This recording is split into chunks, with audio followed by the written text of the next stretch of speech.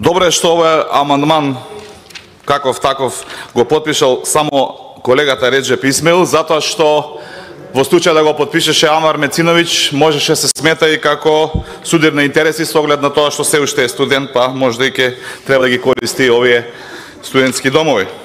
Меѓутоа, владата е неселективна во своите мерки. Јас ќе искористам оваа можност уште еднаш да го повикам колегата Амар Мециновиќ да аплицира на повикот на владата за субвенции за набавка на електричен таблет и така можеби ќе може подобро да се едуцира.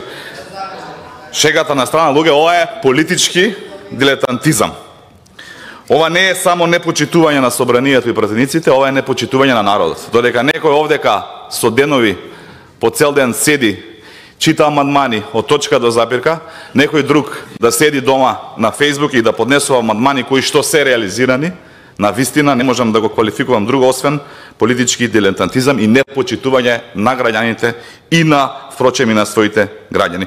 Ова не е никаква политика што го прави левица, ова е само едно изживување и една импровизација врз грбот на граѓаните затоа што се дебело платени за ова кое што за жал не го работат.